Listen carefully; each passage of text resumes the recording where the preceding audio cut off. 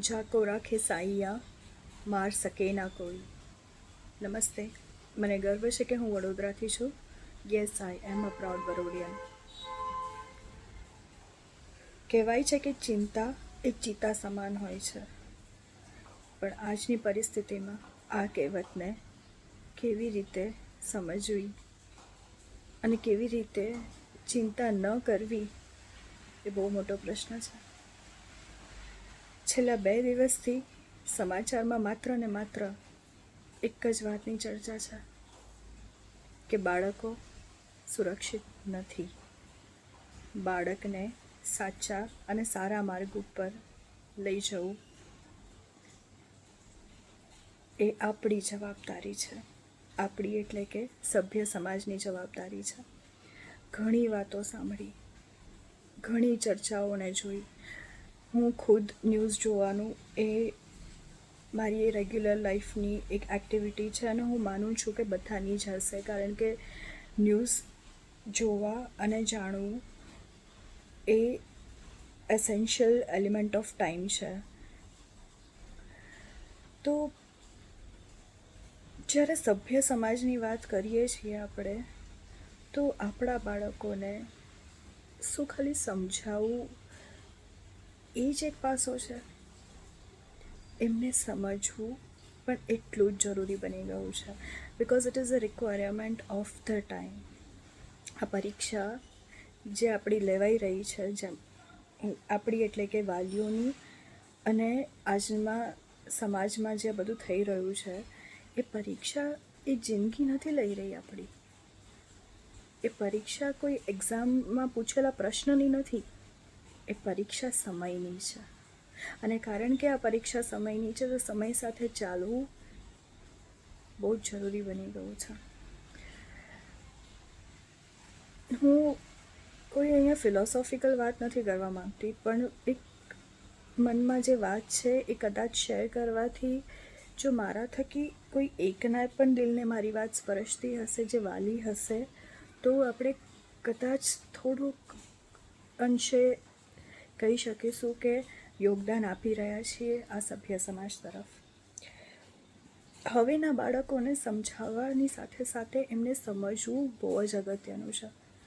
એક કહેવત છે કે for to be a good speaker one has to be a very good listener. આપણે આપણા બાળકોને દિવસમાં જે આપણે આપતા જ હોઈશું, I am very sure about it, પણ દિવસમાં ખાલી 10 મિનિટ પણ ખાલી સાંભળીશું એમને,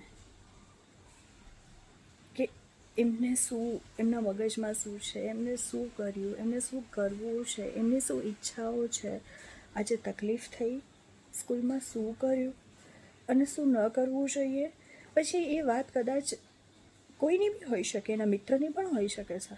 કદાચ હવે તો સમય એવો બી આવી ગયો છે કે આપણને આપણા બાળકો પાસે ઘણું શીખવા મળે છે અને એમાં કોઈ નાનમ પણ નથી. દુનિયા ભલે આપણે વધારે જોઈ હશે, એમના કરતાં વધારે જોઈએ હશે આપણા બાળકો કરતાં, પણ આજના સમયમાં ફટાકડા તો એ લોકો જ વધારે ફોડી રહ્યા છે. એટલે એમની પાસેથી જો કંઈ શીખવા મળતું હોય તો કંઈ ખોટું પણ નથી. અને એ 10 મિનિટની ચર્ચા જે હશે, જેમાં એ એમનું મન આપણી સામે ઠાલવતા હશે, એમાંથી ક્યાંક આપણને વાલી તરીકે કંઈક શીખવા મળશે. અને જો ક્યાંક એમને શીખવાડવાનું હશે તો એમાંથી તારણ કાઢીને આપણે એમને શીખવાડી પણ લઈશું. વધારે તો આપણે કંઈ ન કરી શકીએ, કારણ કે આ આખા સમાજની વાત છે. આ બહુ મોટા મોટા પ્રશ્નો છે જેના જવાબ કદાચ શોધવા એ પનો ટૂંકો પડી જાય, પણ આટલું તો આપણે કરી જ શકીએ છીએ. રોજ આપણે જે આપણા દિવસની આ રૂટીનમાંથી એ 10-15 મિનિટ જો આપણે આપણા બાળકને આપી દઈએ અને એની સાથે વાત કરીએ, અને ના ખાલી બોલીએ, ના ખાલી સમજાવીએ, પણ સાંભળીએ અને સમજીએ, અને જરૂર લાગે તો બોલીએ અને સમજાવીએ, બહુ જ સરસ તારણ મળશે. હવેના બાળકોને છે ને મિત્ર બનીને મા બાપ બનવું પડશે. મા બાપ બનીને મિત્ર બનવા જઈશું તો કદાચ થોડુંક મોડું થઈ જશે. તો બસ, ચિંતા એ ચિતા સમાન હોય છે, પણ આજના સમયમાં ચિંતા ને મજબૂરી ન બનાવીએ. ચિંતાને હથિયાર બનાવીએ કે આપણા અને આપણા બાળક વચ્ચે એટલી મજબૂતીવાળો સંબંધ બની જાય કે એને આંચ પણ ક્યારેય ન આવે. બાળક સાથે નાની વાત થાય કે મોટી વાત થાય એ આવીને આપણને કે, એટલે કે વાલીઓને કે, એટલે એમનો ભરોસો જીતવો એ હવે આપણી નૈતિક જવાબદારી તો બની જ ચૂકી છે. અને એ સમયની માંગ છે, કારણ કે આ સમયની પરીક્ષા છે. બસ એ જ એક વિચાર.